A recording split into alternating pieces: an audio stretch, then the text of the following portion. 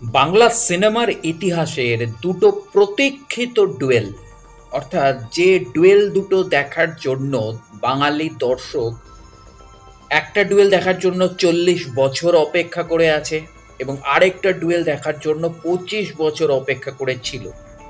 তো এক্স্যাক্টলি 40 বছরের ডুয়েলটা কবে পূর্ণ হবে সেটা কেউ জানে না, কিন্তু 25 বছরের যে অপেক্ষা সেই অপেক্ষার কিন্তু অবসান হয়ে যাবে কিছুক্ষণের মধ্যে বা কয়েক ঘন্টার মধ্যে। তো এক্স্যাক্টলি এই দুটো ডুয়েল, বাংলা সিনেমার দুটো ডুয়েল ছিল প্রসেনজিৎ ভার্সেস মিঠুন চক্রবর্তী। অর্থাৎ মিঠুন চক্রবর্তী এবং প্রসেনজিৎকে এক স্ক্রিনে একসাথে দেখা, যেটা 40 বছর ধরে বাঙালি দর্শকরা মনে আকাঙ্ক্ষা নিয়ে, দুজনেরই ফ্যানকুল, তারা কিন্তু মনে আকাঙ্ক্ষা নিয়ে অপেক্ষা করছিল, কিন্তু সেটা কবে পূর্ণ হবে তার কোনো ঠিক নেই।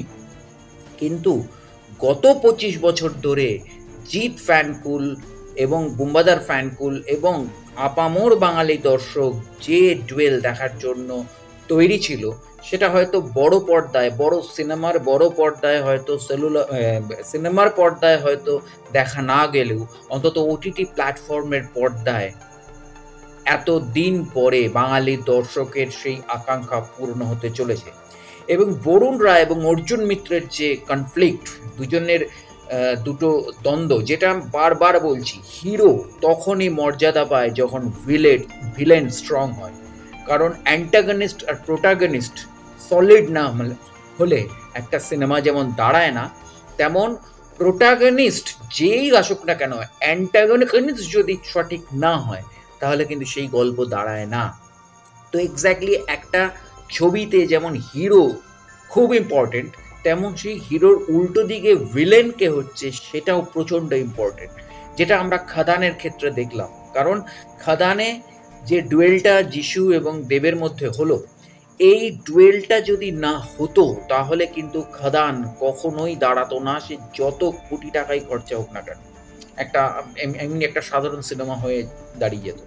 তো এক্স্যাক্টলি সেই জায়গা থেকে দাঁড়িয়ে হিরো কিন্তু দাঁড়িয়ে থাকে ভিলেনের শক্ত মাটির ওপরেই, কারণ ভিলেন ছাড়া হিরোর কোনো ভ্যালু নেই।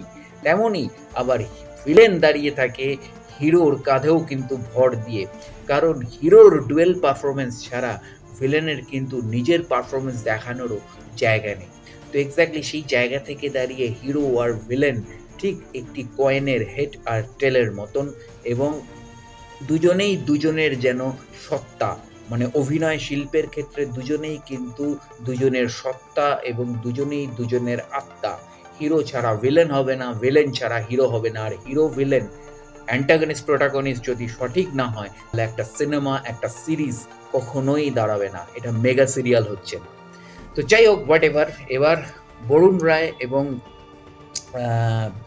অর্জুন মিত্র, অর্থাৎ বুম্বাদা এবং জিদ্দার একটা আলাদা করে একটা ভিডিও সামনে এলো, এবং সেই ভিডিওটাতে দুজনের যে ডুয়েল পারফরমেন্সগুলো রয়েছে, যতবার মুখোমুখি হয়েছে ততবার দেখা যাচ্ছে, এবং যেটা পুরো সিরিজে আমরা দেখতে পাবো। ওই যে বললাম, একটা হিস্ট্রি, একটা ইতিহাস তৈরি হচ্ছে এই 20 মার্চ 2025-এ, এবং পাশাপাশি একটা পলিটিক্যাল হিস্ট্রি তৈরি হচ্ছে। হ্যাঁ, একটা পলিটিক্যাল হিস্ট্রিও তৈরি হচ্ছে, কারণ আজ পর্যন্ত এই গল্প বা এই প্যাটার্নের গল্প, মানে সেন্টার পয়েন্টে যে গল্পটাকে রেখে আরও যে 4-5টা কুখ্যাত বাম আমলের মানে দৃষ্টান্তমূলক কুখ্যাত অপরাধের ঘটনা, সন্ত্রাসের ঘটনা, যে ঘটনাগুলি নিয়ে বর্তমানের আমাদের সিএম এবং তৎকালীন বিরোধী নেত্রী, যিনি সেই সময় মারাত্মক রকমের বিদ্রোহ আন্দোলন করে বেরিয়েছেন রাস্তায় রাস্তায়, এবং তাকে তার জন্য মারও খেতে হয়েছে, সেই ঘটনাগুলোকে কিন্তু